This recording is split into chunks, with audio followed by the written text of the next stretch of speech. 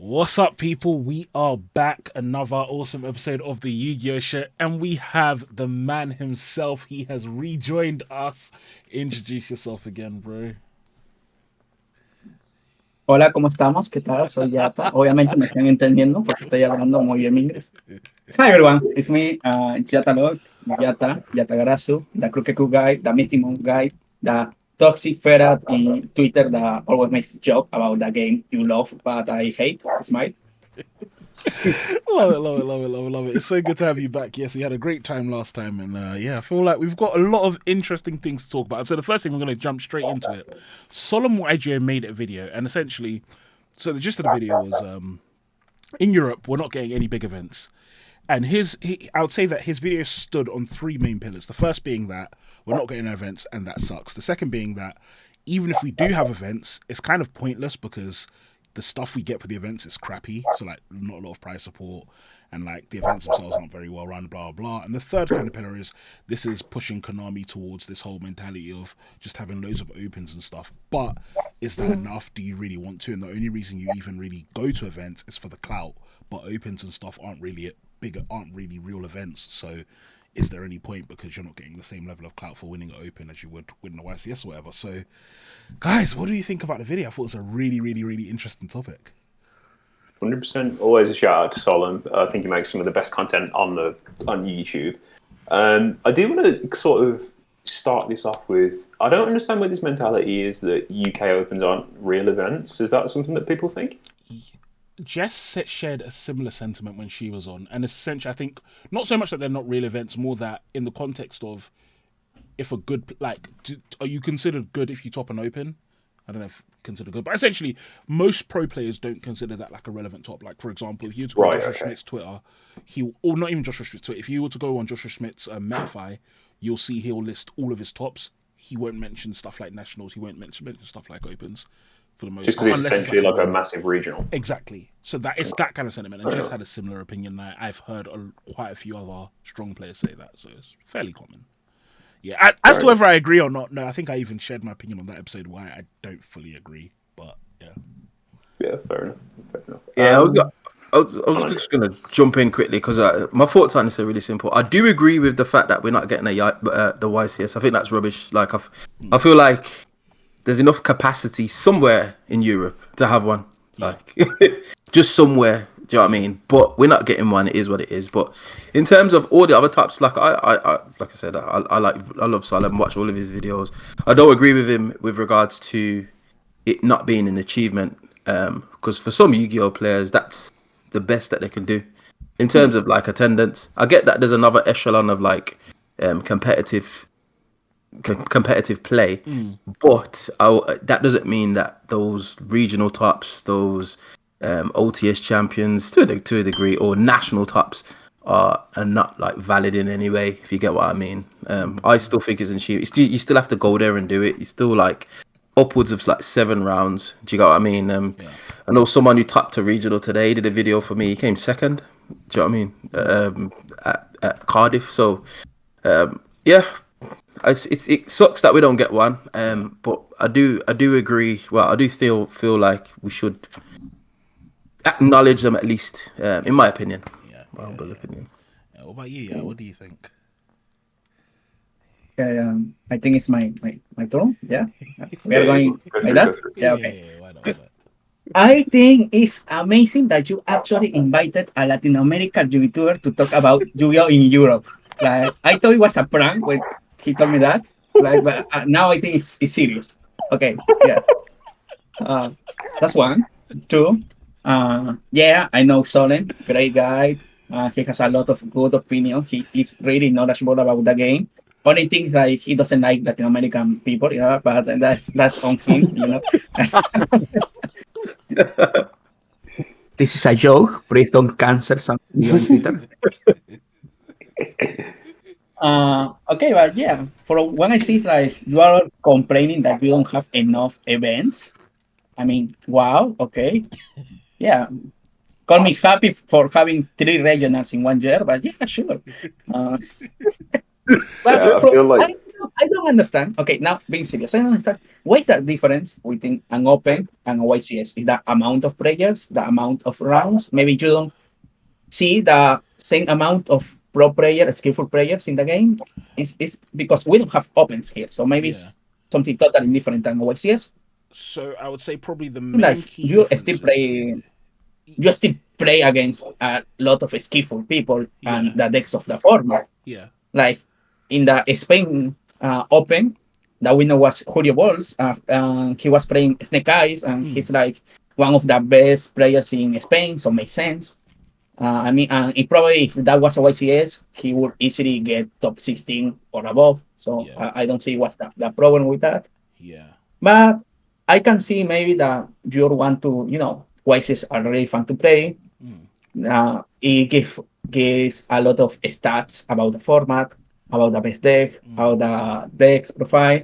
Also, there is the best way to get a judge certificate, I think level 2. I'm not sure. The prices are amazing. Well, amazing from Yu-Gi-Oh standards, I guess. Yeah. Better than. Yeah, I was gonna say it's better than what you get at regional. Yeah, I like you guys that. But I'd say Oh that, yeah, and the world points and is a world thing. points. You do Yeah, get world and points you at and you regionals. need Yeah. YCF for world. Yeah. I would say So on they open were at least the main two differences is scale, because in a YCS generally they're going to be above 1,000, and most European ones are close to 2,000, whereas most opens, even in like other countries, like for example Italian Open was 400 people, our Open last year was 400. And then the other thing is, like, I would say the kind of, I don't know if like grandioseness of it, like people don't really travel for opens unless they're grinding world's points. People travel for YCSs. So like, yeah, like I've at least myself, I went to like most of the YCSs last year in Europe. But like for the opens, even one of my mates right now who's grinding for world's points, he was like, oh, I'm going to Greek Open, I'm going to Spain Open, and I was like, yeah, press it, bro. I'm not on that. Like this, it's not. It doesn't really hit the same. And because people travel less, it does mean that the skill level is a little bit lower, because obviously it's a smaller group of people. But I also agree with what Andre said as well in terms of I don't think it doesn't make it a relevant event. It's still like a relevant thing. Like personally, like I'd be happy if I like when I go to an open, it's a hard thing for me. I'm trying to do well there as well. Yeah, but I think such an interesting perspective here, because yeah, like it feels right now like in Europe we're in a drought of events. But you made a really good point that in Latin, it's even more peak. So yeah, we sound a bit spoilt, because I'm thinking of America, like North America, and I'm thinking, oh, like they get bare events and all of this. But then meanwhile, it's like, yeah, 3 regionals in a year. That's even more wild. But when you say you guys get 3 regionals a year, will it be 3 regionals a year and then they'll all be really big, or like so like everyone will come because there's only 3? well, it depends of the country. Obviously, there are Yeah. countries with less regional, there are countries with more regional, like every continent. Mm. In my case, this is the first year we Yeah. are having regionals in different cities, because until Wow. last year it was only in the capital Lima. Now this year, shout out to Trujillo and Arequipa getting regionals for the first time this year. Yeah. Amazing. Thanks to the local stores and the community for trying to push in the game so we Yeah. can get more events. Yeah. But until last year, we only had one regional per season, per expansion box, and only Lima. Okay. Now we are probably getting a couple more. Mm-hmm. The YCS situation is also Yeah. probably only 3 a year in different countries Mm-hmm. for South America, and maybe 2 more from Central America, Yeah. and then North America get the rest. Yeah. And until last year, Europe took all the YCS, so I think it's fair that now You're you getting can a big chunk now. experience a bit of lack of YCS. I Yeah. mean, I know you are just missing Rika winning another YCS. I don't see the problem. Like, Yeah. It's well, a joke. this is the problem that we are not getting more brands tops. It's all difficult. Jessica Robinson isn't winning another YCS. That's the problem. Because is that a problem? I can respect that. Yeah, I still don't think I don't think we're really ever going to overcome this label. I don't know how the heck we let Plants win 2 nationals and a YCS. Yeah, I know what we're doing in Europe. It's not really working for us over here. Global warming's calm out here for us, isn't it? Plants are thriving. Yeah. Well, I know because it's funny as well. Like, I would say, like from my perspective, it is sad though. Like, well, I don't know. I would say it's actually no. This is another good perspective as well. How expensive is it to get from LATAM to North America? I mean, people lose their lives going there, but Okay, yeah, sure. So, yeah, you know, that was a silly question. Mexico.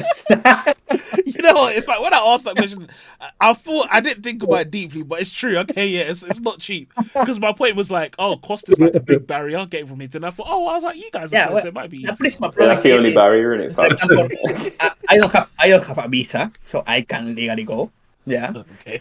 So I don't know the price because I don't have a visa. Why would I check if Yeah. I can go Yeah. and how much So- is it? I guess I'll attempt to rephrase that question. Like, how likely is it that people from Latin America are likely to travel outside of Latin America for Yu-Gi-Oh Well, events? in I'm your guessing experience? like the best players will probably try to go because they can afford the best decks and they can afford to travel Yeah. and they can like exchange the prices or get sponsors like Andres Torres, Yeah. or Kay Chavez. Yeah. Yeah, shout out. Yeah, it depends on the player, but I'm gonna be honest, probably like 90% or more of the players here can't go to North America. So So it's not even. also maybe Europe they can go. Yeah. So like Yeah. So it's definitely not straightforward. So again, yes, it's yeah, you're right. I can't. Again, if we look at it from the perspective of that, I mean, yes, it's we're in a good position here in Europe, but I'm still yeah, but that's also not a justification for a region to not get YCS. All regions should get YCS and this kind of events should get more chances that hey, I'm spending a lot in your game. Now let me play your game, right? 100%. Now give me an event. It's like no, just give a store the chance to host an event. It's not, you know. Yeah. And one of the things that someone actually told me, so I went to a regional today, and one of the things that someone pointed out is that Duel Links, for example, is right now 40% of the Yu-Gi-Oh revenue. So it's like if you look at the different Yu-Gi-Oh, Really? Wow. yeah. Okay.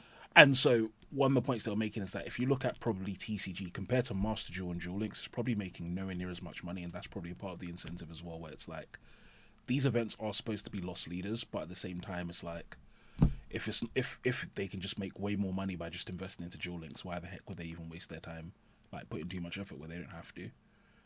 So yeah, kind of makes sense. It does lead me to think how much, as a company, they care about the TCG, though, because I didn't actually know that Duel Links was making that much money for them on the Yu-Gi-Oh perspective. I imagine Master Duel's making up a really decent chunk of change for them as well. So, obviously, I don't have the figures in front of me, but by the sound of it, it sounds like TCG is probably the one that earns them the least money. It's definitely the most, like, business costs, things, the printing of cards as opposed to, like, a digital, things like that. But that's definitely interesting. Yeah. What I think is ironic about that is like Duel Links is like the biggest money grabber from Konami in Yu-Gi-Oh terms, but at the same time, the speed duel in paper is like getting eradicated very well because it doesn't put as much money. Yeah.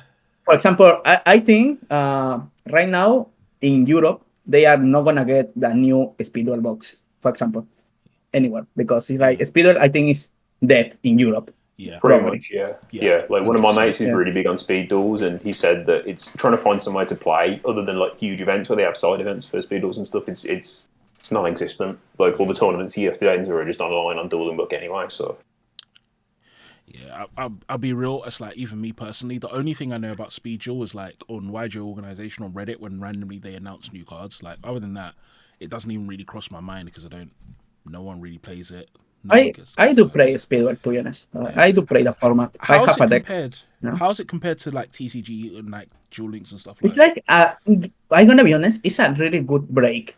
Okay. It's simple. It's like you can have fun, and the decks are really really cheap.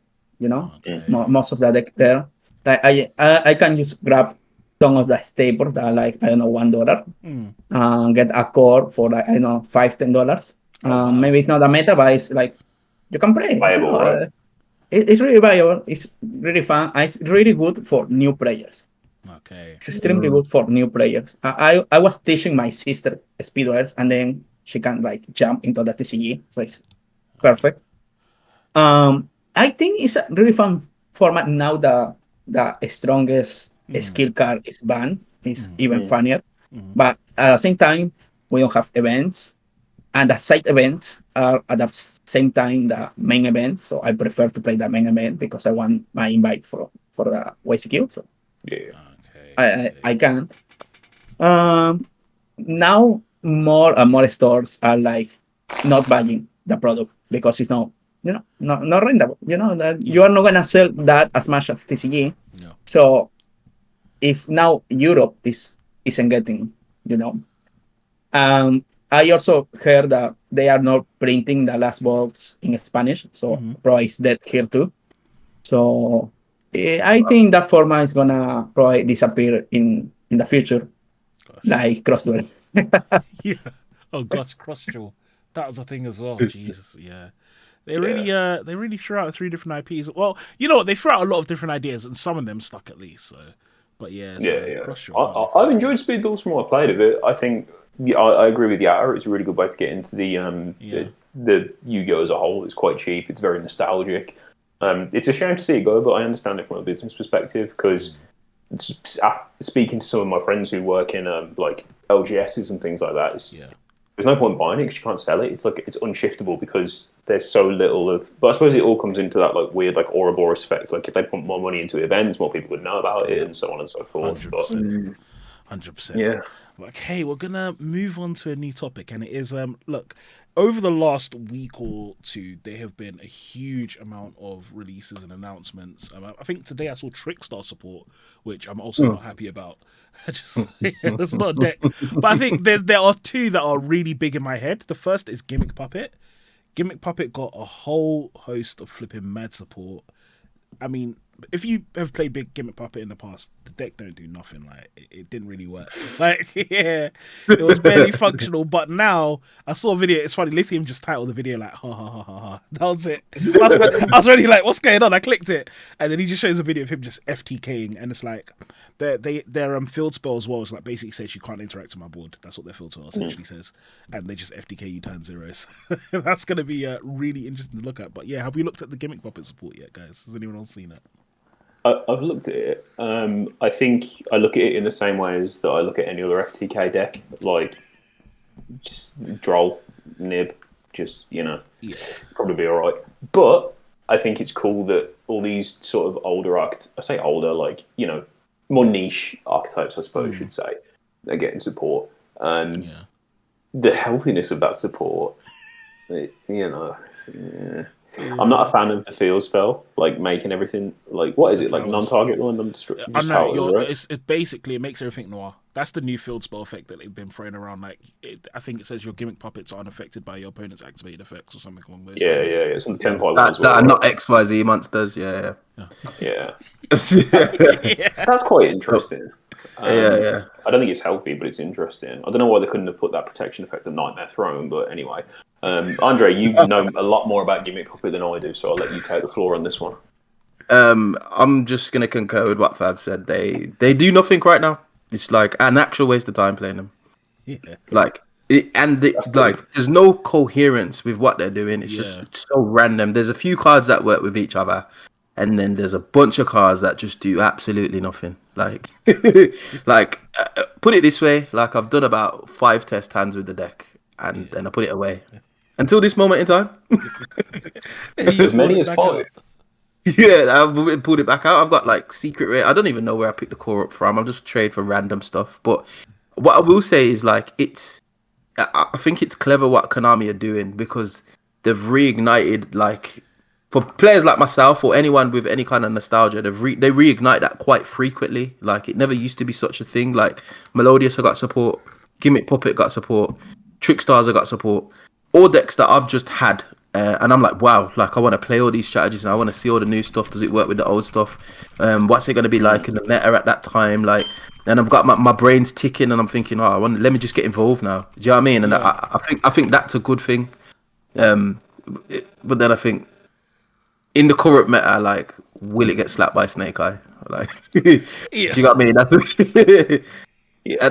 that's the dynamic that I'm in at the moment. But it's a good dynamic because I'm thinking about Yu-Gi-Oh. Do you know what I mean? Yeah. Yeah. Yeah, what are you thinking about the gimmick puppet support? I mean, your channel mascot is Yata. You must love an FTK or two. uh, but first, of course, the branded player wants to talk about Jimmy Puppet, you know. Uh, two, before joining, I was actually editing a video for the Jimmy Puppet. Because I think it's like that timing is perfect because everyone is like, no, one Jimmy Puppet nightmare. Now it got a reprint, everyone is playing it. Okay, so I think the solution here is making Jimmy Puppet playable. It's my. Uh, Oh but God. I actually read the support and Hmm. it's good in terms of Jimmy Yeah. Puppet. It's consistent. It have a lot of praise. It have a it's got anime duelists in a car. You know, things are getting serious when a deck got that. Yeah. And of course, the best thing is that they can now summon Zeus, Zeus in like Oh gosh. without battle phase in the first turn because Zeus is like 2 level 12 machines, I Yeah. think, and Jimmy Puppets are level 8, but they can get four They can more increase. levels, so Yeah. it's 12. Yeah. But I hype not for the Jimmy Puppet support. I'm hype for the Melodious support. That support is crazy Yeah, good. yeah, yeah. It's Yeah, yeah. amazing. I actually Yes. one of the first decks I played was Melodious Kaiju. So I'm Oh really, wow. really pumped for that. Yeah, it was a really amazing deck. Like, hey, you can destroy my monsters. You can like destroy for battle. You can target, and they have a boss monster that can burn you for damage. Mm. And if I summon a Kaiju in my fields, you can't Kaiju it. So Yeah. it's okay, GG. Okay, yeah. Yeah. Yeah. And now they have monster that can banish the entire field, which I think is gonna be Crash against Snake Eyes. Yeah. And they also got Schuberta that can banish 3 cards from the graveyard. Also amazing against Fire Yeah. King and against Snake Eyes. Yeah. So, Definitely. but I don't know if we are gonna see Melodious so powerful here as the OCG because Maxi is a thing. Yeah. But do you know what's interesting? I feel like now is like the perfect time for them to release Melodious because I do think Melodious has a very fantastic matchup into Tembai, which is coming out at the same time. Like genuinely, if you summon a board full of Melodious monsters, Tempai's doing nothing. Like they're not out. How are they out in Aria? They can't out. They can't be over. So like Aria Elegy is peak. So I think it's gonna. Even though I agree, I don't think it will. I think the lack of Maxi and the fast format will make it harder. I do think this is like probably the best time for them to be released. It's going to be really interesting watching Melodious. You guys know I've been saying the same thing as well. Like, I think that deck's got a lot of potential. Like, as like this kind of like funny roguish kind of deck on the side. Yeah, definitely going to be quite good. But and then the last deck that I think that we should quickly chat about is Drytron. Drytron got a bunch of support too. Yeah. I'm obviously members of the Sanctum Squad are all really big on Drytron. Fabs, you're a Drytron player yourself. I sort of missed the boat on that. I prefer to hard summon a Vanity's Ruler instead of comboing for it. But yeah, it seems like the support is sort of hitting the mark it needs to, but also missing it at the same time. So my response to that is there was a tweet that someone made, and there were. Oh, is it like fixing them? That one. No, I don't think so. It was basically someone, I don't know the person's name, but they basically said something along the lines of the Drytron support's really bad, and no one can convince me otherwise. And if you say anything otherwise, I'll block you or something like that. And It's probably ailing. It's probably ailing. I have to guess. It's yeah. probably ailing. And I was just looking at it. I was thinking, I was like, this just sounds really wrong because the support is really, really good. I feel like the only thing about the support that seemed a bit weird at first is that like it locks you into machines, but it doesn't matter because it only locks you into machine ritual summons. But you can still like tribute Benton for the effects and stuff. And if you've ever played like Drytron before with if you played Drytron before with Ava and Herald and you played it after, there's like a marked difference where it's like Herald it usually doesn't get more than 1 or 2 negates anyway because you just don't have enough discards. And it's like I feel like they wanted to essentially give you Herald, but like kind of limit it a bit, which is why they gave you the new 5k monster and then like attach a cost. But I think the support is actually really, really good. I feel like a lot of people are hating on it for some weird reason, and it's great. Like, I can't see a world where you don't play it. And they can still summon vanities as well. They can still summon vanities ruler. So yeah, I think Tritron's good. You don't look happy about it, Yata. My take here is like they wanted to do the same thing they did with Salamangreat. That they want you only to play fire in that deck. So they lock you into fire. So they want to only you play machine rituals in Drytron because that's what Drytrons are. But I don't think it's have the same effect as Salamangreat because Raging Phoenix and Salamangreat Fire are Really cards good. of all times. And here you are just like getting a 5,000 attack monster.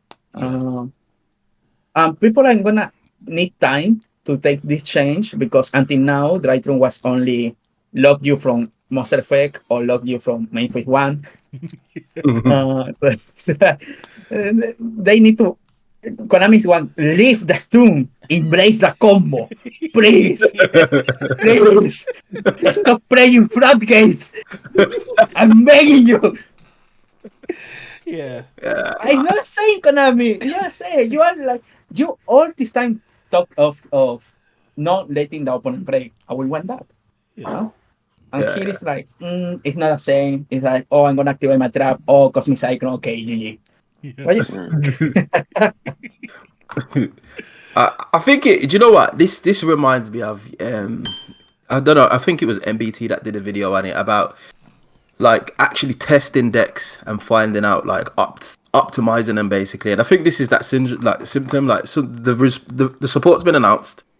People have like skimmed over the cards and they've just cast judgment and they've shouted about their judgment like, this support's bad. That no one's actually fully really tested it yet. It was only announced a few days ago. There's been a couple of combo videos on the internet and like people are like, oh, this combo's terrible. Like it loses to this, it loses to that. I was like, okay, that's fine, but like just give the deck a chance to like grow. Do you know what I mean? Test it. Yeah, maybe there's a card that's going to be released in the near future that brings it all together even more. Do you know what I mean? And I feel like the copium? Yeah, we're in that stage. Okay, we're in that negotiation stage at this point. Okay, yeah, that's fine. give a chance at it. Like it's not that bad. You know what I say about the sport as well. Again, it's like, because I've like, funnily enough, I've played the deck quite a lot since the new sport. Because before this format I was playing. Well, before this I was playing Math Mech, and then before that I was playing Drytron, and like genuinely, like the deck is a lot more consistent and effective than it was before. Like it seems like cope, but it's actually good. And like, I think another nice thing about the deck between now and before is like, if you played Drytron before, one of the big like sucky things is that there was really no reason to play beta. Drytron needed more names, but it's like, why play beta? It's not doing anything. Whereas now there's kind of a reason to at least play one beta. Like there's several cards there's several combos now with like beta and the new. It's got a weird name, New 2 and stuff, but I don't know. I think the deck has potential. I think when the sport comes out, it's actually we're gonna see people play it. I think Chaos Max is still probably the best way to play the deck because it's hard to beat. Just tell your opponent they can't use a card effect. I definitely agree with that. But I think that also to me signals that there's a big chance Konami is looking at hitting a card like that, because when they release support like this, it's like, okay, we want you to play this support, so let's ban Chaos Max so you don't just play that instead. Yeah. So I could see Konami doing that.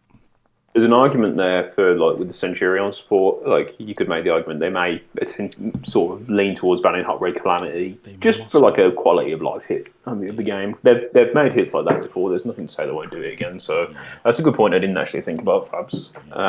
And just to sort of like close this out as my thoughts on all of the legacy support, really. I wholeheartedly agree with what you said there, Andre, about like people are just really quick to form an opinion and shout about it. And the one thing I'll say about it is, and this is going to sound like I'm throwing shade to like a lot of YouTube channels, but I'm really not. Like, there's a reason that like all the builds that you see of a deck with new support on YouTube generally look nothing like how the deck becomes, like, other than a few channels here and there who are like solely dedicated to archetypes. Like, for example, Jaden VR. Like, as soon as the U-Bell support came out, like. He put his video up and it's pretty cut and dry as to what the list is now that people have sat with it for a few months. But like, just form your own opinions, test the deck, see if it's good, see if it's not. And something that one of my friends always likes to say is one man's trash is the next man's dinner. So Which friend is that? I'm not even at their house. What the heck? Yeah, fuck. Okay, sure. Yes. On that powerful note, Dad, I think you have some amazing questions for Yata, don't you? yes, so Yata, you remember last time you were on, we did the asshole. We started to mix it up a little bit. I got a new section called A or B, which I shamelessly ripped off probably about 1,000 other podcasts. So basically, I'm going to ask you a series of A or B questions. You either say A, B, well, one of the options, or both, or neither, and then we'll just not too much thought into it. You ready to go, my Okay, friend? teacher. Yeah. Let's go. Okay, teacher. Okay, so we'll start this off with a nice, easy one for you. Floo under ease or crooked cook? You can't do that to me. You can't do that to me. Nah, fuck it. Fronderies. Yeah. Really? Okay. Yeah. It's interesting. Fronderies. Interesting that you say that, like, because like you always say, like, the crooked cook combo is a big aspect of like your channel and your brand and stuff. So, what actually makes you pick Floo there? I'm curious. Because I actually love the deck. It's the deck I'm playing right now. I test it a lot. I'm also the best fruit player in the world is here in Peru. So I always like take advice from him. It's like my sensei. Yeah. In case Crooked Cook is like the deck is done, until there is a new card, the deck is done. There is no more improving it. So it's like, yeah, it's there. I love the card. I think really fun. But until Mystic Mind comes back, the deck is gonna stay there, Yeah. So I'm guessing in the next ban list when Mystic Mind comes back to one, I'm gonna, play again Crooked Cook. Yeah. Fair enough. Fair enough. I love that breakdown. Actually, I like your thought process there. So the next question is: do you think a better investment is staples or deck cores? Staples, 100%, because you can play it in all the decks that you can buy later, or you can only play one deck, but the non-engine is always gonna change depending of the format. And I think my answer is correct, but I never take my answer and just buy the cards, and then it's there sitting in a box uncompleted because I don't have the staples. Do as I say, don't do as I do. Okay. The next question: combo or control?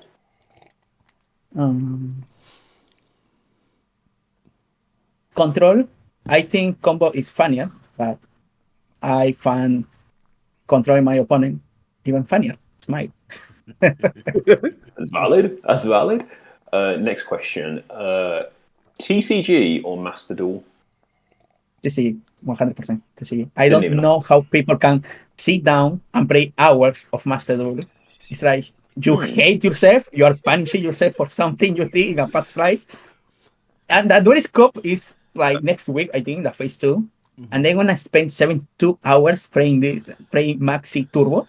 Like, okay, sure. Like, That's valid.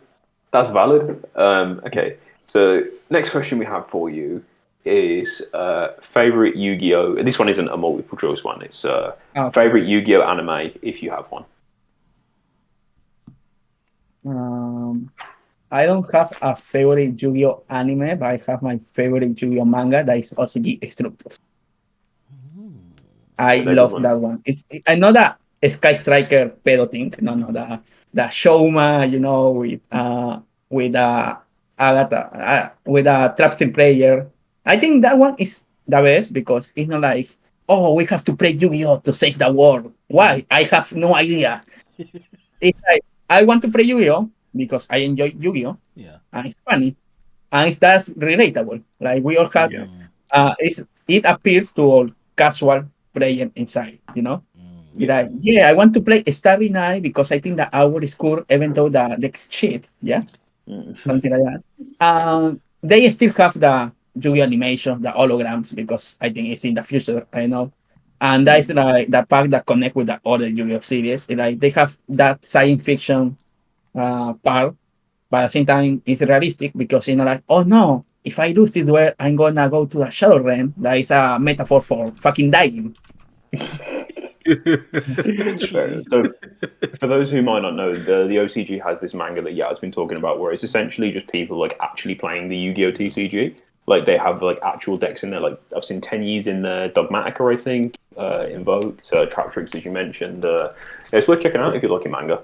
And also, the most annoying player is the meta player with Maxi. So that's amazing.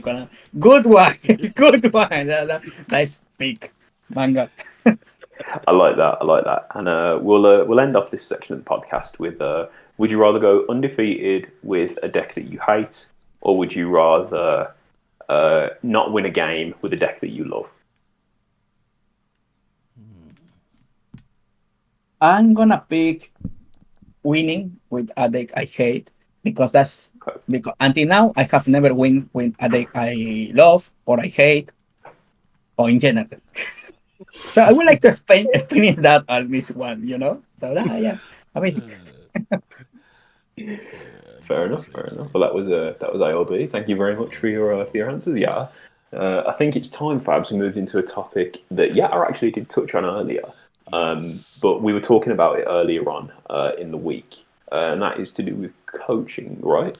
Yes. Oh my gosh. So, oh yeah, okay. What do you want me to teach you?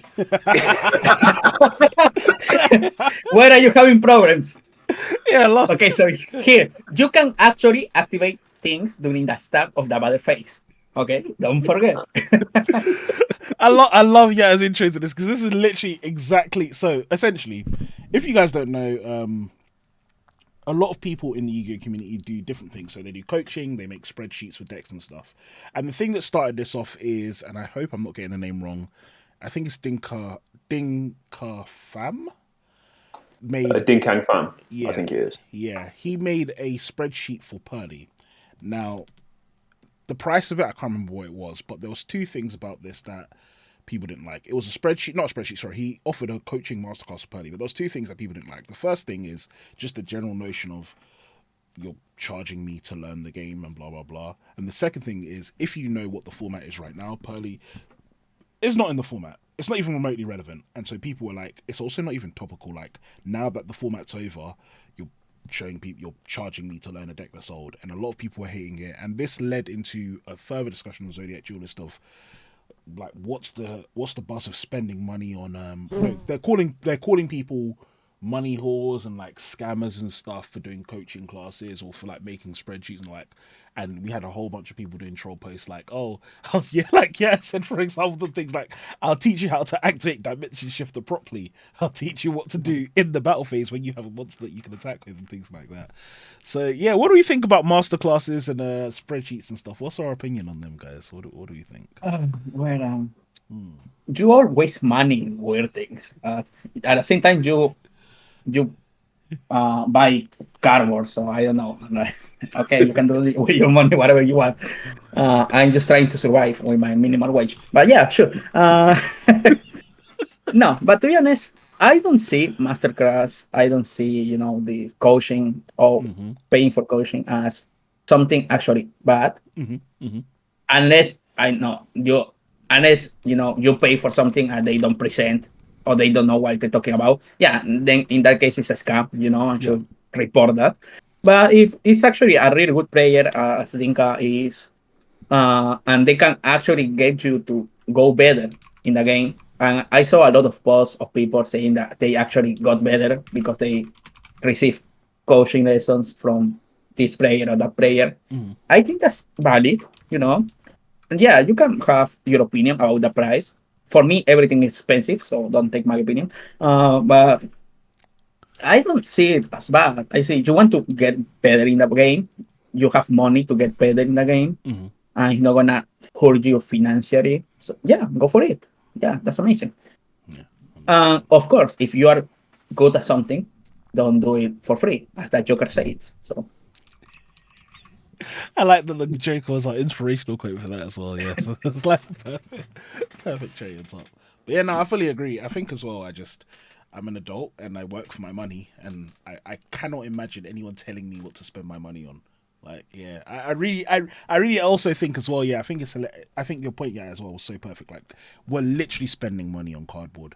So it's like when someone's like, "Oh, it's a waste of money, it's a scam," and it's like, like Konami's scamming us all anyway. Like at a certain stage, it's like you have to Oh, but that's true. To be honest, yeah, that's you have true. to like suspend your They disbelief. actually have a money printing machine, Konami, at this point. So yeah, Yeah. everyone. So it's like, yeah, and I think as well, coaching. As someone, by the way, who's paid for coaching in this game and other games, and I think that this may sound rude, but I think it's very true. I think the majority of people who don't think coaching is worth getting or who criticize other people for getting coaching just can't afford it themselves or it's not in their own price range.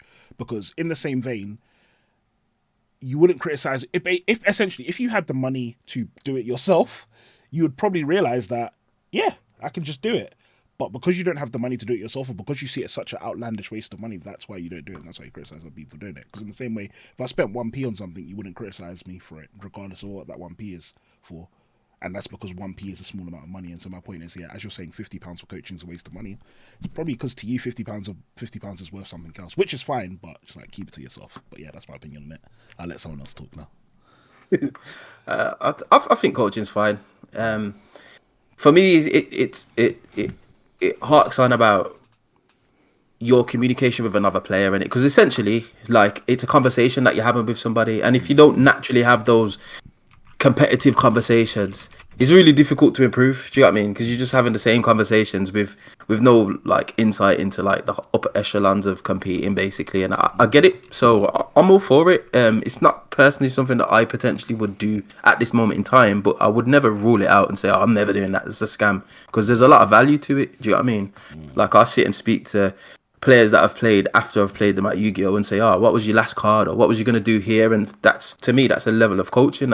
I find value in that. Do you know what I mean? So same way I find value in that, you can find value in coaching. And the people who are complaining about it are just, yeah, you broken it. It is what it is. Literally. And now for advice for broke people like me, because I don't have money. If you want to get advice and don't want to pay for it, find a local in your area with the best players. Go there. Ask for a casual game. Doesn't matter if you lose. Just pay attention to whatever they are doing. And then just ask for advice. Yeah, and it's not going to be so detailed as when you pay for a one-of-one session, but everything they can tell you, if you apply it, it's going to work. For that reason, I'm getting better. I just go, I search the best front-end player, and like, what should I be doing? Oh, you should play another toucan, because that way you can play a round roll. And that gives me games. Yeah, that's actually a really smart idea. I should do that, because before I was just playing one toucan. I never see it because, I'm going to use Sergi from Roina. Force, they always has Ash. Yeah, it's good. Or otherwise, instead of banishing Empen and getting back under draw with toucan, search for the trap and play in their turn, because they won't draw you in their own turn because they have to play. Yeah, that's genius. Just do that, and you're gonna win games. So do that. Go search for people and talk. If you have social anxiety, well, yeah, I can do anything for you. Yes, very true.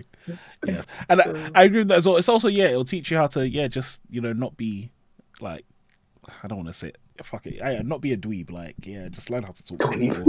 Learn how to talk to people. Teach you social interactions as well. But Dad, of course, the branded player says that. Yeah, sure. Wait, I don't know if you know. I've upgraded you. I'm no longer a branded player now. Now I am a Rescue Ace player. Technically. With the Snake Eyes or without Snake Eyes? I feel like I played Rescue Ace long enough without Snake Eyes to justify calling myself a Rescue Ace player. That's valid.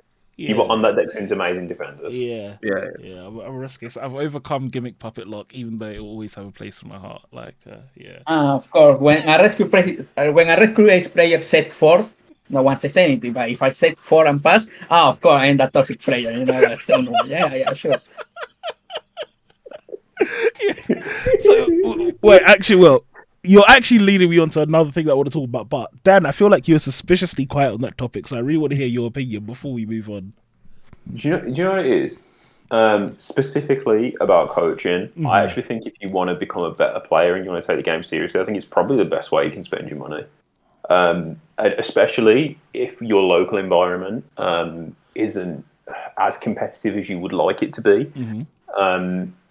I suppose for like us specifically here, it's a little bit of a different kettle of fish because we don't have as many events as the USA does right now. But that drought will end. Cope. But yeah, like let's look at this in terms of like an example. Let's take martial arts.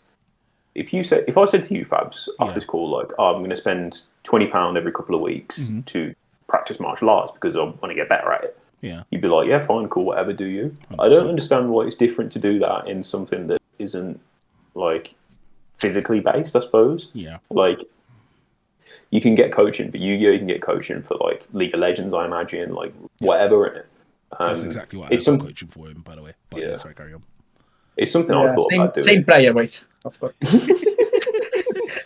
I don't know enough about League to comment there.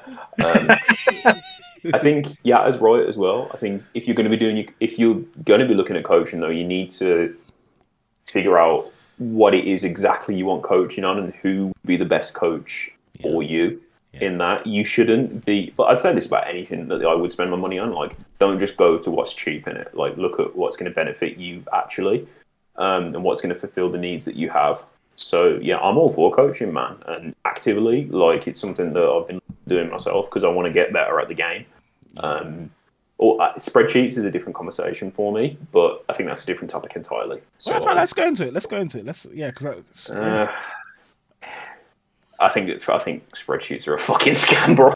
Really? Wait, so what makes you think spreadsheets are a scam but not coaching? Because 90% of the information on a spreadsheet is going to be put on YouTube by someone. I feel like that's true. I get what you're saying, but in my head, it's like the same thing. Like, again, it's like you're just... No, I agree. I agree with that point. Like, I wouldn't... It's hypocritical of me to say, I suppose, that I wouldn't pay for a spreadsheet, but I would pay for coaching, because I feel like getting a spreadsheet for a deck doesn't mean you're a better player. It means you know more lines that can make you a better player.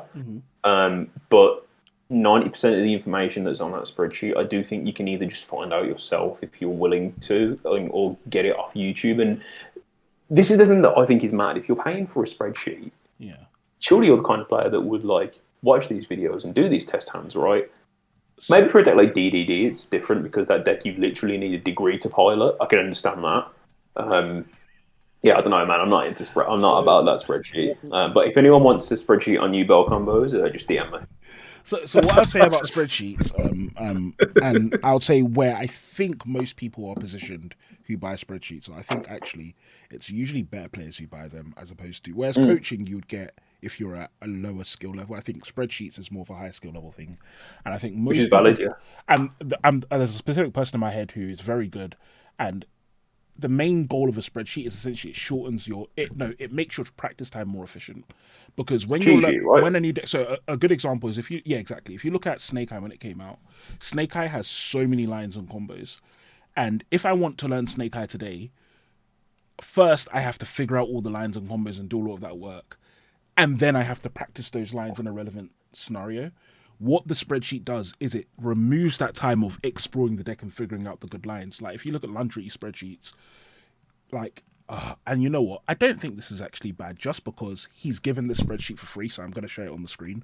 So this is the this is the Phantom Nightmare spreadsheet that he very graciously just threw out at the beginning of the format, which, by the way, I was incredibly shocked, just because if there was a format to give a spreadsheet for free, it would not be this one. I would have thought like this is the one where he can really flex and make all the money he wants. But yeah, he gave this one for free. Shout out to Laundry doing God's work. So I'm gonna quickly show it on the screen. But if you look at the spreadsheet, the amount of detail that Laundry goes into is staggering, and I genuinely can't think of another place. Also, don't laugh at the fact that I have like 50 tabs up. This is just how I roll when I'm working. But let me put this to the side, right? While Fabs is doing this, I want to caveat: spend your money however you want in it. Yeah. Like, don't let the opinions of like us change your mind on if you want to spend any money on whatever. So if you look at the spreadsheet, for example, so he has Fire King and he has the amount of quality. So for every single combo, like, he tells you all the one card combos, what you end on, what it plays around. There's a video for exactly what happens and how you do the combo. And he did it for flipping goblins. Like, all of these decks he's got the combos for. He continually updates this. It's a lot of work, and again, it's like the time it'll take. So I did a spreadsheet kind of for Rescue Ace. The time it takes to make this is a lot. The amount of pre-work you need to do is a lot. And he released this before the cards came out, like a week before the cards came out. So it's like that's the value I would say that comes in spreadsheets. Like it really just shortens your practice time, and it means that as soon as the format comes, you're equipped and you can start practicing and get to there. That's why I think the value comes from them. But yeah. Let me rephrase my answer. I think if you're buying a spreadsheet with the mentality of it being like buying a walkthrough for a game, you're wasting your money. If you're buying it for its intended purposes, like Fab said, then I can see the value in it. It shut me up pretty rapid. I would also have a spreadsheet, to be honest. Is it going to be like Rubina? I want to see your spreadsheet. Yeah, I want to see yours. Yeah, let's see. Here we go. Yeah.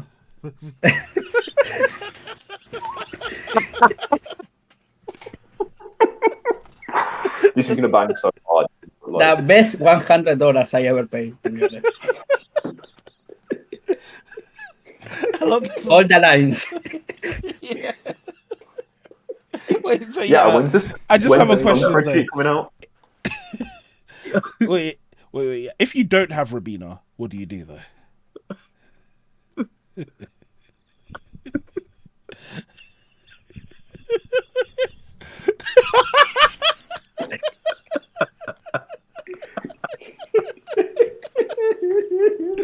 Oh dear! It's gonna bang so hard as a clip when we're like Floo goo leaks. I'm gonna upload this as a Rubina. I'm gonna upload this to the Floo Discord as like a Floo Discord cheat sheet on how to play it. Yeah, it's gonna be legendary. Big up all the Floo players. Oh my gosh! No, that's made me cry. Alright, okay, you know what, we're gonna talk about the last meta thing, and then we're gonna move away from meta because we talked about meta for ages. But before that, I want to see that as a short into channel, or I'm gonna get my. Oh, it's definitely coming out 110%. But the last thing is the rise of stuns, and this is what we were gonna pivot into before. But so as we Let's go! Let's go! Yeah, tier 1 fire format has made all the stun players come out. Yeah, so like Dan, you said today someone got rattled by a stun player. Was it Tom Rose who was rattling people? Yeah. So as of recording, Tom Rose went 9th place at a regional today playing Burn. Tom Rose is obviously one of the greatest players like in the game, I would say personally. Very nice guy as well. I've had the playing him.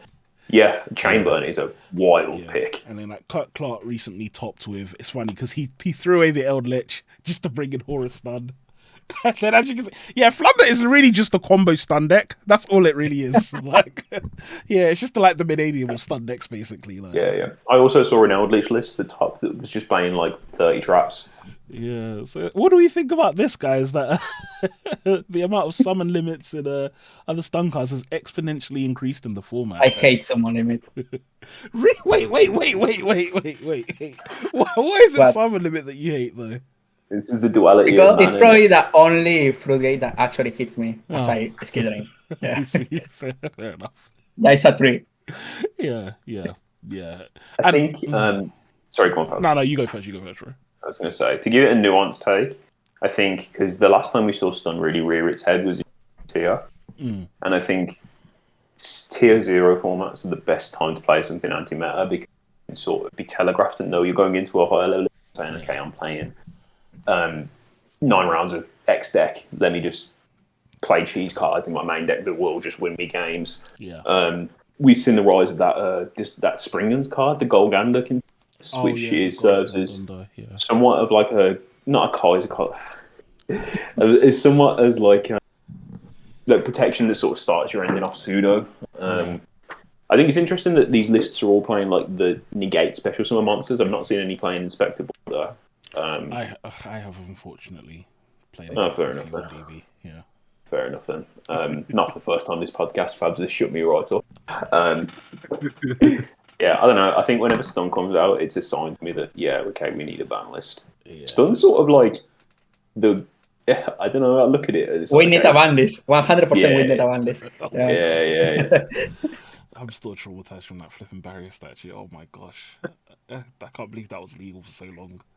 Nuts. What do you think about Stun Andra?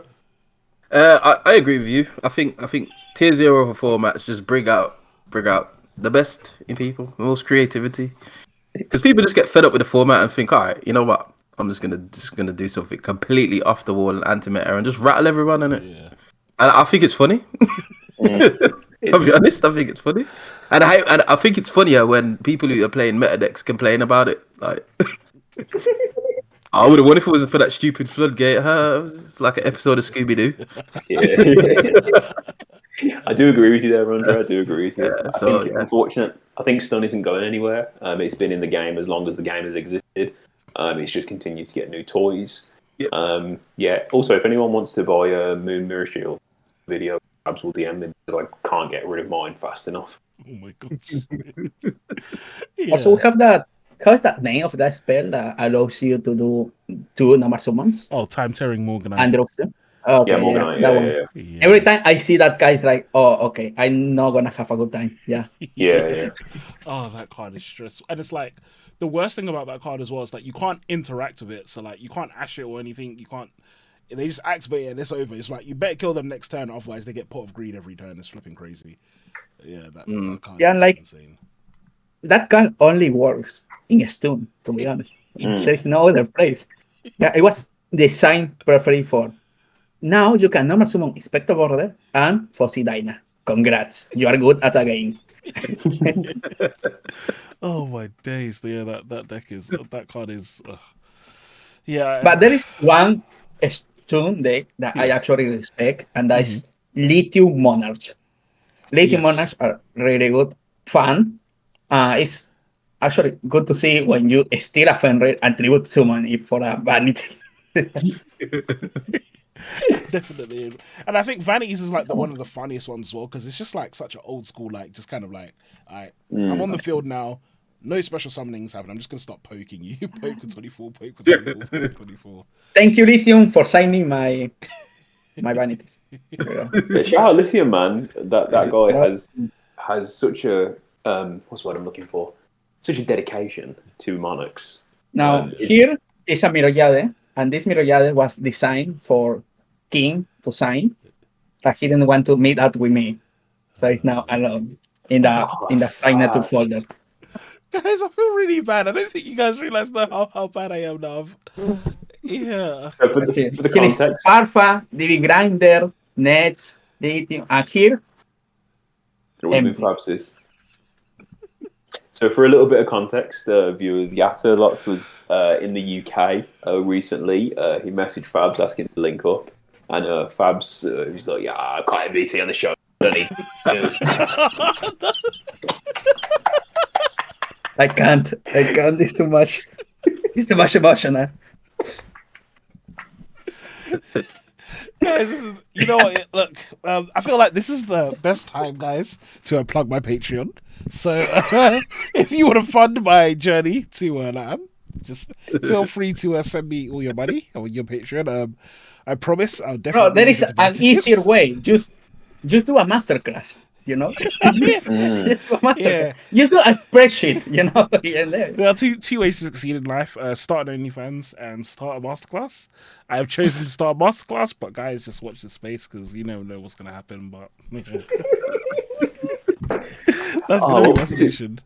You know what? What are we talking about? I've just Morganite? deeped it now. Some- Okay, guys, we're in the post show now. We're moving to the post show because this is going to get reckless. I already have a feeling. So, yeah, we're in the post show now. I love talking about. I love talking about Stone. Man. Alright, but Mystic Mine. Next ban list to 1. do you know what? I'm calling it now. I genuinely would be fine with Mystic Mind coming back to at least 1, just because I think that the Okay, combo where decks do I right clip now-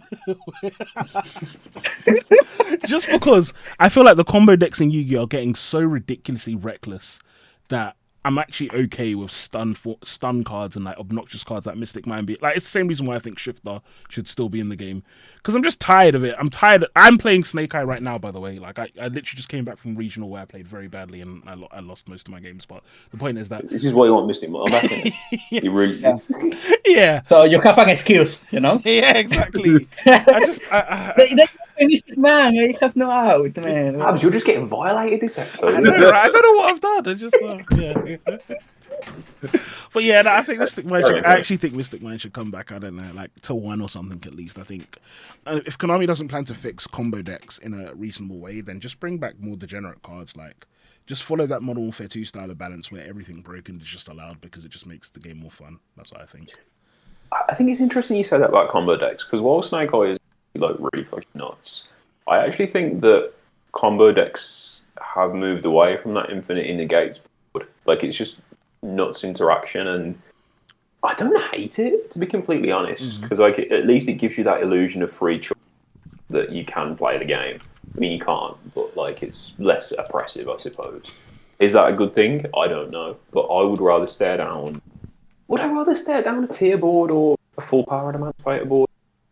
I'm going to put that to the group. I was gonna say, let's ask everyone. What would you guys rather? What do you guys think is worse? Staring down Mystic Mine and a bunch of burn cards, or staring down full tier board? What's worse? Tier board. Tier 1. Yeah, tier board, because I'll just be skillful and open Duster evenly.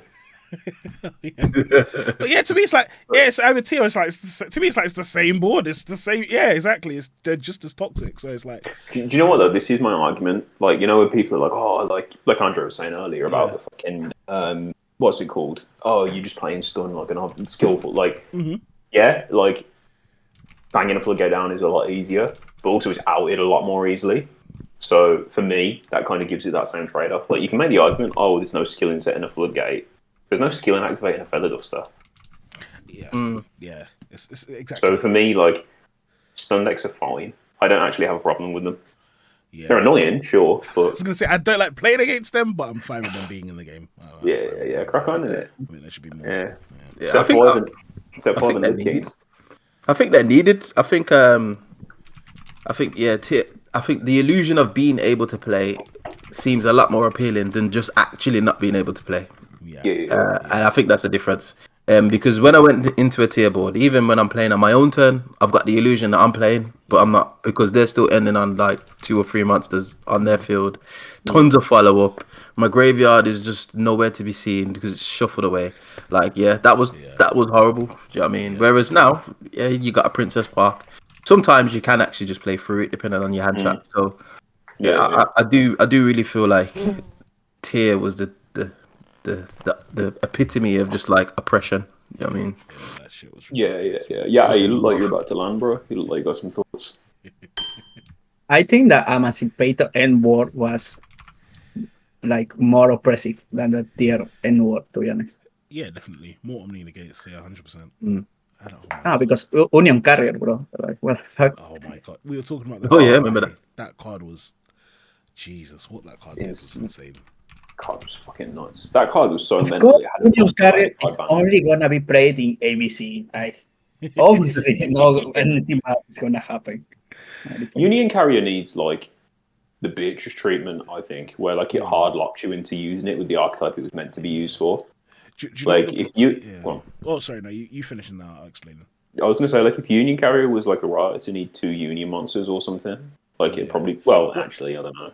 Well, so essentially, the issue is that it's similar to Red Eyes, where Konami have done this weird thing with Union monsters and ABC, where all the support is like from like 10 different archetypes, and they've just all chucked it in.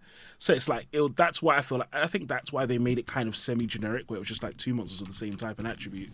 But then it's like, if it's exactly what you said. If they had made it somehow specific, it would have been fair, but they messed up Union design in the first place, so they couldn't really make it specific, and then same thing with Predaplans, right? Look at Verta. Yeah. Same thing with Christian. So the funny thing is, I think I might be wrong about this, but I think with both Verte and Christian, they were archetypal in name only. I think Verte was intentionally designed as just a generic way to access fusion spells, and I think Christian was a generic way to facilitate synchro summoning.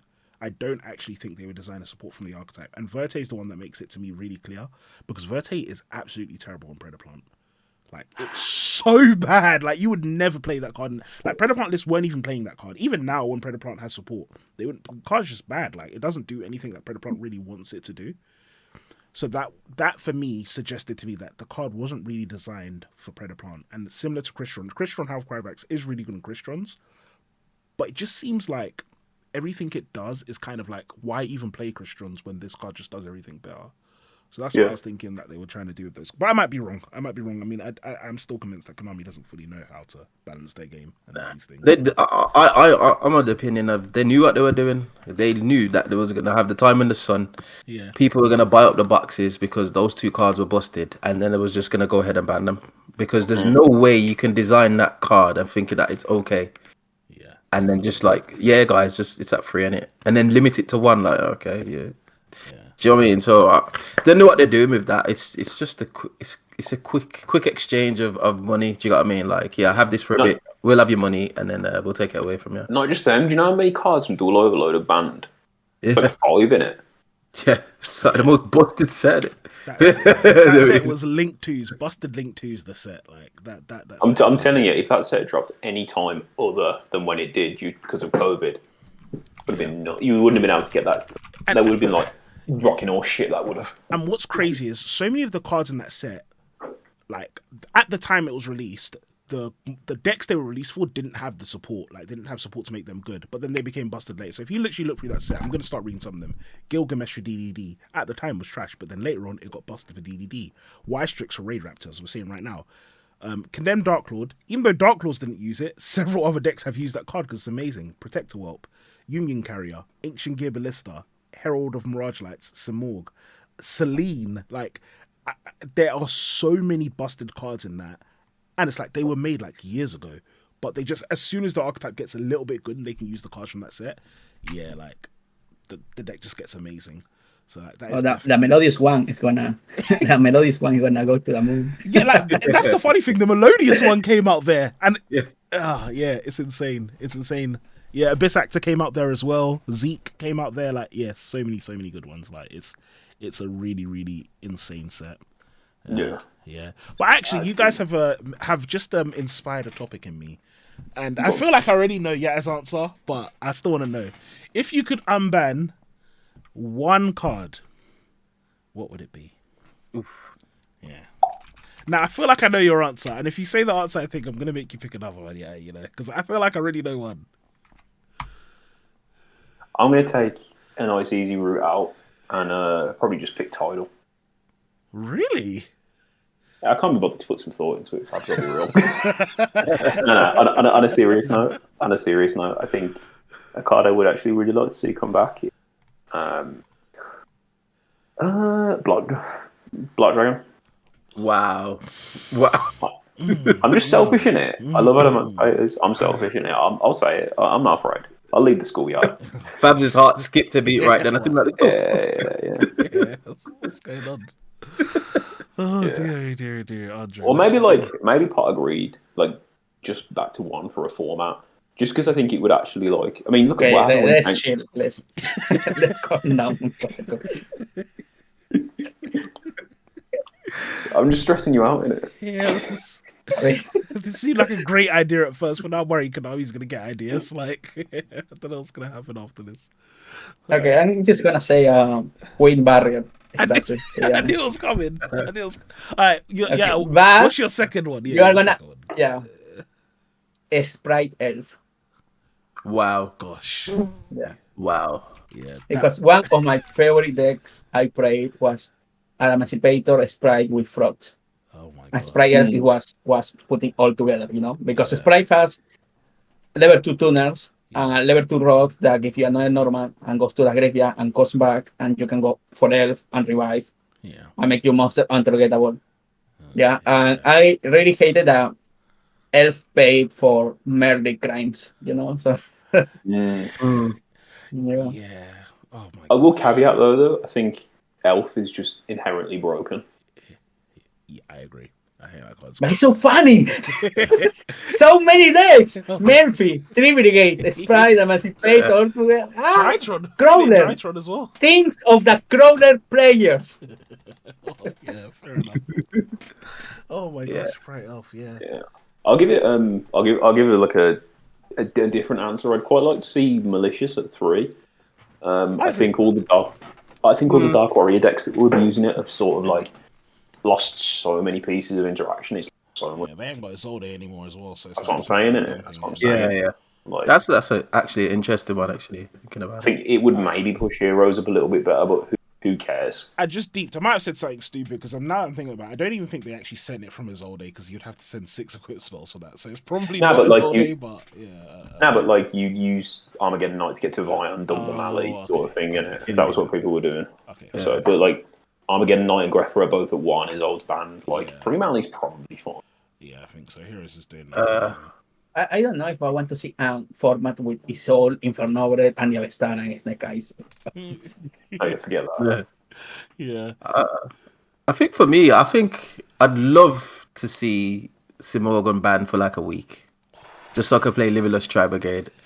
But I know that Special Wind card. Warrior. I'd love that was my Wind old- Warrior. You know what? Maybe they shouldn't unban Wind Barrier just because of that. Unban Wind Barrier, unban Smorg. Yeah. Nah, you're I bugging, love bro. Simorgon. I Lyra love Lost Tri Simorgon. Brigade. I'll play that. Yeah, I love that. If Lyra Lost Tri Brigade existed, I'd love the Flunder matchup. Yeah. I'd love the Summon Wind Barrier statue. I'm not getting nibbed now. Oh, lovely. Yeah. But I'd like to see Masterpiece. Yeah, that's Why not? valid. That was going to be not? mine. And Diagram to 3. Let's go. I like to see. I don't understand why it's there. Dryden as well. Probably like there's so many things that are way more powerful like that exist, and those guys are just sitting there in the wings, just like looking on in it. Yeah, Barrage can come back, I reckon. Yeah.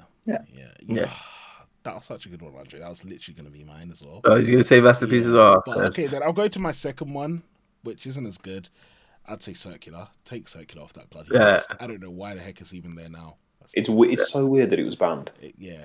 It has to I be mean, it's because Joshua talking with Konami. I was like, hey.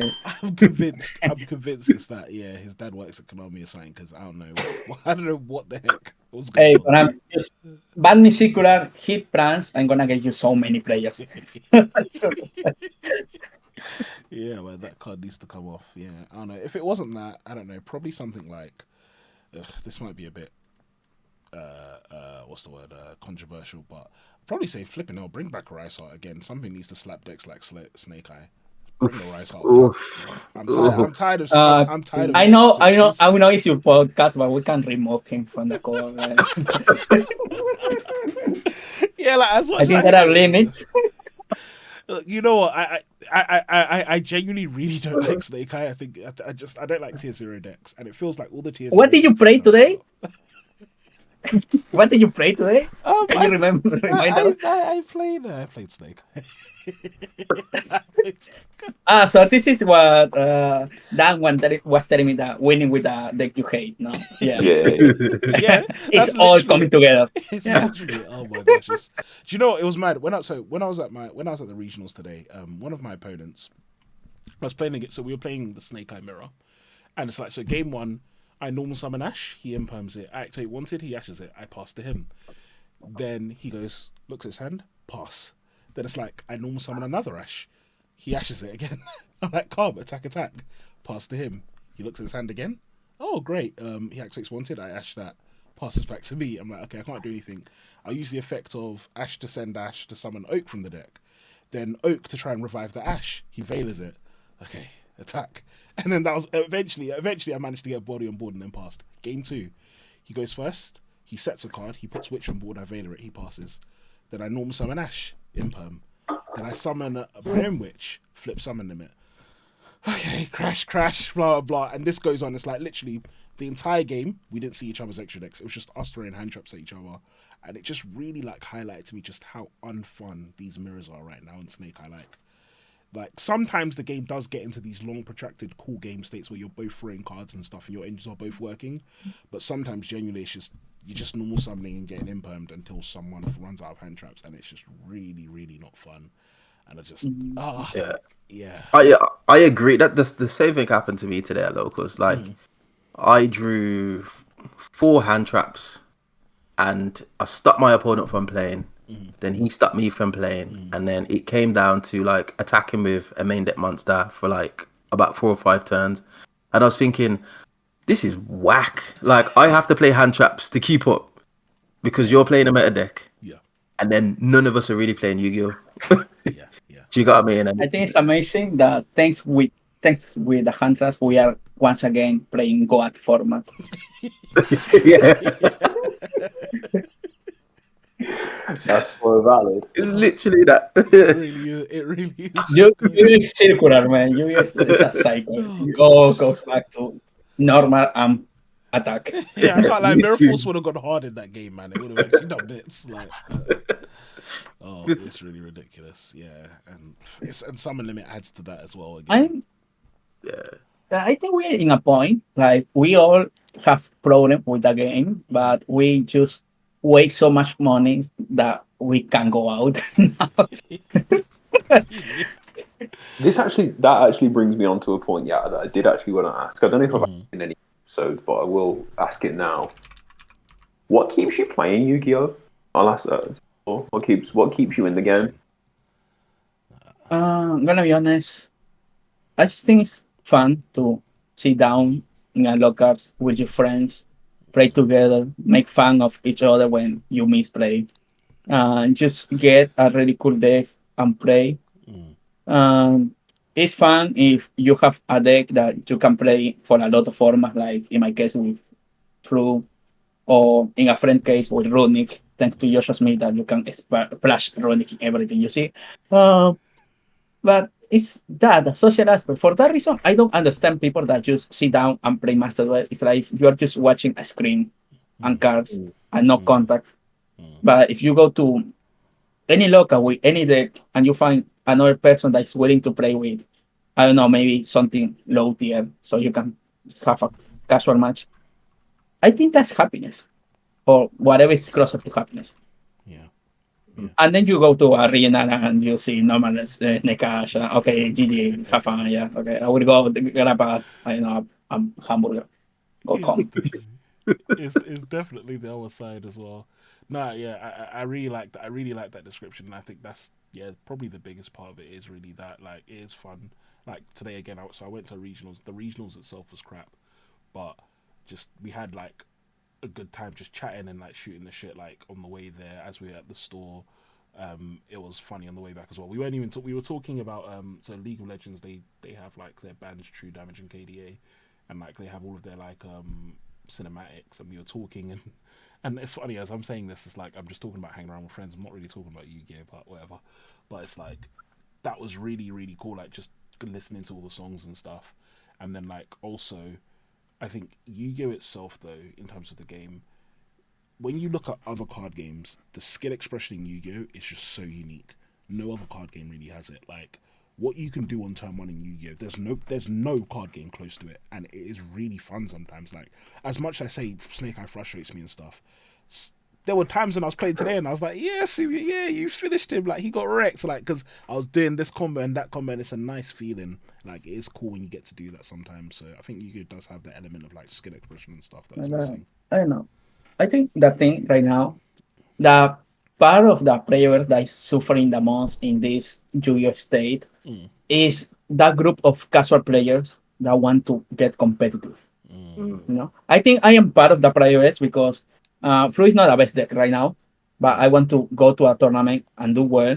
But because I'm missing probably SP or Sky Crisis, I can go full potentials because they are expensive for me. So I'm just gonna, if I don't have an out for certain cards because I can afford it, I'm gonna lose. I think that's the problem right now. I have a lot of friends that can even afford better decks, and they have to do whatever they can with what they can borrow or what they can buy. And it's frustrating for them because they want to get better, they can't because they can afford it. I think that's actually right now the problem with Yu-Gi-Oh. And I'm not gonna say that all decks have to be $100 or less. It's impossible. But more than 1,000 is probably pushing it. You know, like 100% agree. Like, doesn't make sense. It's cardboard. Why is it expensive? I don't know. Just to chime in on that, I think I do agree with it's the sentiment around Yu-Gi-Oh, which is what keeps me playing. Like we're going, I think, 2.5 hours out of our way to go and play in a regional next month, just literally to hang out with each other. Do you know what I mean? And I think that's probably what keeps me playing. And I always try and return that favor. So like today, I got clapped round two. Like the match was over in 10 minutes. Like I went and got a coffee and I was just looking at the wall. And then a little kid comes up to me and says, "Oh, can I play? Yeah." I was like, "Yeah, come, let's go." And for the rest of that round, me and him were playing. He's playing trap tricks, and like, obviously I didn't go full combo on him, but like, you should have seen his face afterwards, man, and it made me felt good. And like everyone was like, "Oh, like thanks for doing that." Like he's been wanting to play for You're a week. really a good person. I would have destroyed that kid. No, I'm joking. No, I'm joking because my sister is a Dragon Duel player, so I can relate to that.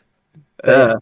But yeah, and that made me want to like go back to that locals and play just because I made his day. Do you get what I mean? And I gave him a couple of cards as well. Like just have that, and he's like his face was just like Christmas. He was like, yeah, Also, man. And that's what was me. I like Yeah. playing for that reason. Do you know what I mean?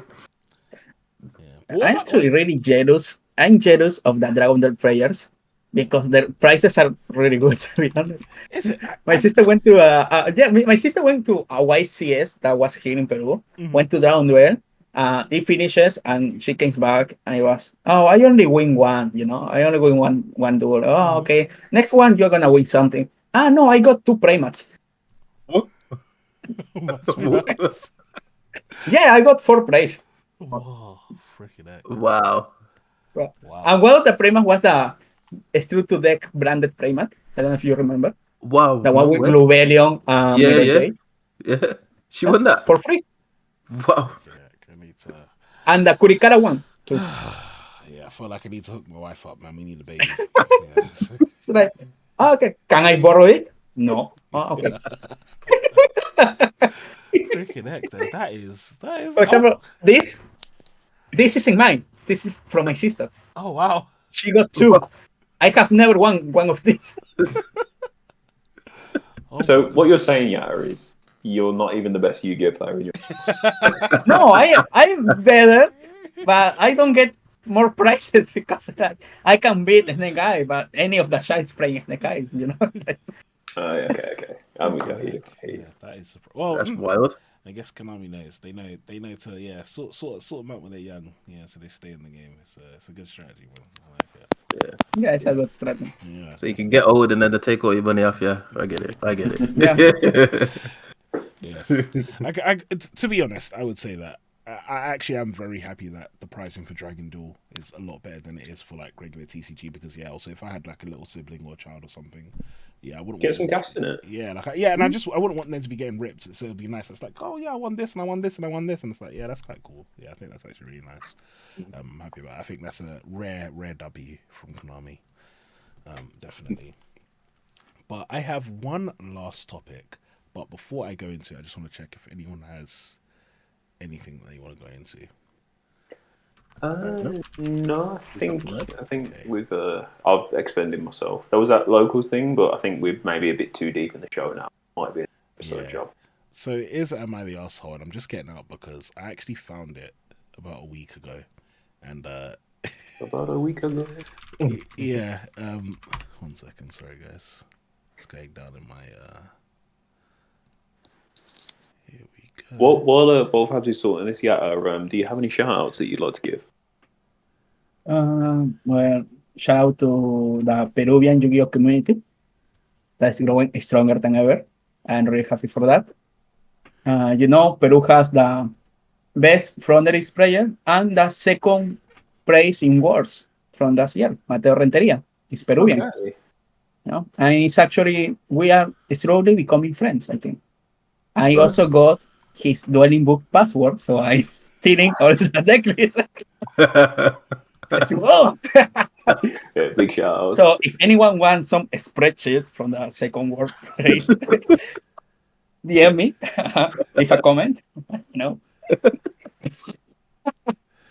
Right. I know. Yeah, I'm really happy that Latin is right now having more YCS than Europe. I think we are growing. That's not hard. Big step from it's a big step. for me. We'll let you have that W there. We'll let you have that. All right. Are you guys For ready? now. Are you guys ready for this? Are you guys ready for Let, this? let's let it run. So this one is: am I the asshole for having sex in front of my noisy neighbor? So yes. Wow. Wow. Okay. Yeah, so the person talking is a 30-year-old female, her boyfriend is a 30-year-old male. Me and my boyfriend live in an old building that contains 3 apartments, ours at street level, one above us that belongs to a quiet and pleasant guy, and the third one, the biggest unit of the building, that belongs to a middle-aged couple that lives with the wife's mother, who must be about 80 or something. We're the only ones who are renters and not owners. Our bedroom overlooks the courtyard of the building. That means you could literally look inside the room if you stand outside the window. So in the 2 years we have lived here, we have gently asked repeatedly to our neighbours, don't park in front of our window with your bikes, and ask your grandnephews to avoid playing in front of our window. Every time they apologise, things are quiet for a while, and then they start again. I have to keep the shutter almost closed every day. Recently, the old mother of the couple's wife started using a wheelchair when they go on a stroll. Naturally, they started leaving the wheelchair below our window. So long story short, today is Saturday and I'm not working. My boyfriend and I decide to spend the morning in bed naked, having sex. We were really having fun and concentrating in the act when I hear my neighbour's voice outside my window talking to her mother in a high-pitched tone. What a beautiful day it is, she was screaming. And I deduced she was hearing us having sex and exaggerating the sound she was making to make us notice and be more quiet. My boyfriend was really busy and not facing the window in the moment and didn't hear it, but I did. I couldn't help, and instead of stopping, I started panting really loud and screaming in pleasure just to embarrass her. This went on for 30 seconds before we heard the old lady telling her daughter, "Is someone sick over there, darling?" I started laughing my face out, and my boyfriend stopped and ran to shut the window. He was really embarrassed and got a bit mad at me because I didn't warn him of what happened, and now he's ashamed to run into our neighbours. But I think that woman is the one who deserves to be embarrassed, and that maybe she'll think twice before putting stuff outside the window when she has all of the courtyard to use. Do you think I acted like an arsehole? That's all kinds of mad. I can think of a most not related Yu-Gi-Oh team than sex. But yeah, sure. Here we are. That's why we do this in the post show, baby. Man, this is what we're here for. I'm gonna say yeah, you're right. That's for because you know, I think there's better ways than annoying you. Yeah. Like just play loud music or something like that. I don't know why you, why you have to. Yeah. More safe for work options, right? Yeah. Also, like it's not me. You like then you're showing your boyfriend too, and he got mad for a reason. Like, yeah, like, I think yeah. I think in this instance, probably she is an arsehole. Because obviously her boyfriend didn't agree to that. And I don't think it was planned, but she kind of just let that situation play out. Do you know what I mean? So she could have just tapped him and said, "You go and shut the window" or whatever, because the window sanctity of their own home. They could do what they want in it. Yeah. They just needed to close the blind, but rather than close the blind, she thought, "Aha! I'm gonna get you two. Watch this performance." And then she decides to scream all kind of madness, and then he's turning around, and you know what? Like it's an old lady, and imagine she's looking into the window, and he's running towards the window with his bits slapping about. I think the She got boyfriend a was heart mad. attack or something? Do you know what I mean? The boyfriend probably was mad because he was thinking, "Oh, I must be doing an excellent job." I didn't even think of that, you know. That's exactly what I was thinking. That if I was the boyfriend, I would have been thinking, "Whoa, she's really into it, screaming and panting." And then I need to remember this. yeah, and then he finds out that mad, it wasn't even me. All the times you've been smashing, you've never screamed like this, and this is when you're screaming mad. Yeah, that's exactly what I was thinking. I'll be offended. I'll be so offended. It's a bit raw. So yeah, she's definitely an asshole in that situation. Yeah. I will say though, her neighbor is also a bit of a. It's like I get it's a communal space, and it's like her neighbor should feel free, but also like it doesn't seem like they make a habit of having sex in front of the window, and I feel like especially in that scenario, like sometimes you're just in the mood and you know you're getting into it, and so I feel like if I was in that scenario, in fact I'm saying more than once actually, I don't know why this is happening more. It's a Birmingham thing. We've seen people having sex in flats near us. Like I remember I was living on Hagley Road in Birmingham, and it's the main road, and there's some flats up there, and there was a guy just daggering a woman against the window. Like it was mad. Yeah, like it was like yeah. And then there was another flat like this is like high rise building near Snow Hill Station, and again it's like we were in my friend's flat. And then, yeah, just he's even got the recording still on his phone where, again, the woman and the man were just having sex with their hands against the window and everything. Like, it's happened several times. And both times, it's like, all right, calm, they're having fun, you know, all right, keep it moving, turn away. I don't think you need to, like, now choose that time to make a moral stand and be like, and start making comments. Like, so I think she's an asshole. I think her neighbour's a bit of an asshole as well. Yeah, fair. Yeah. It's fair. What do But you think that's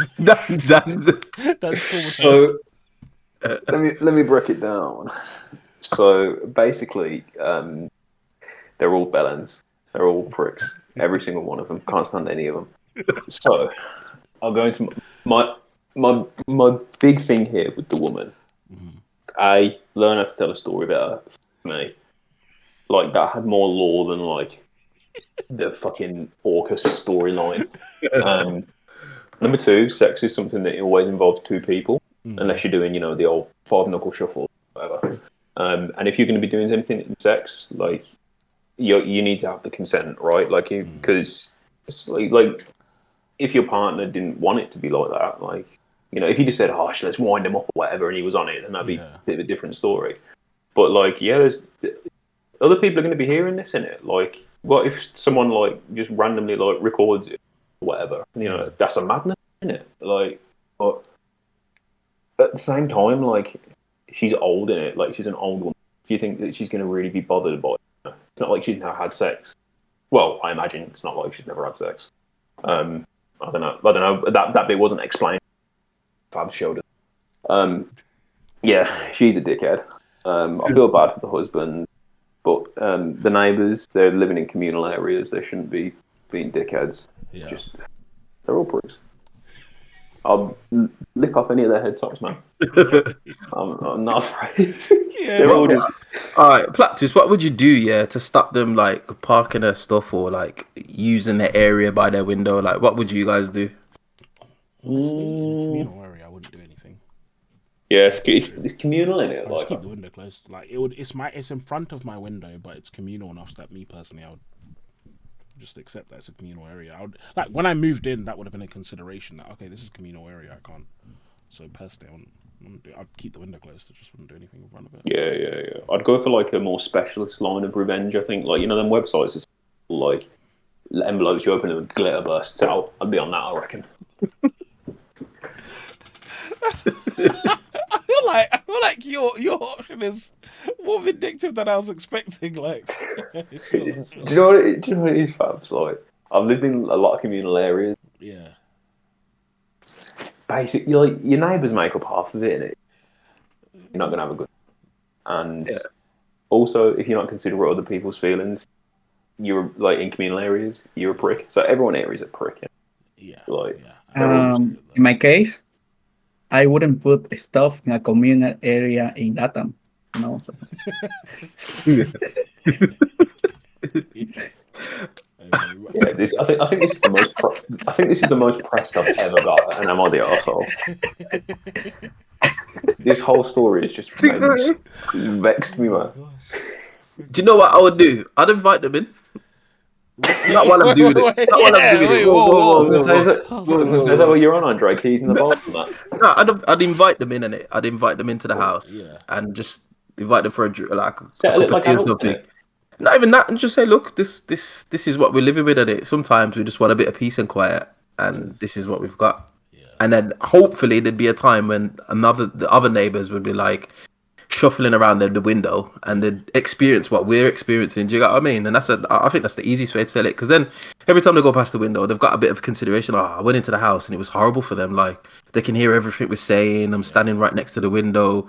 And then hopefully, if they're decent people, they'll be like a bit more conscious. If they're not, then Yeah, I like they haven't broken any laws. Do you get what I mean? So I could just hope that they won't do anything.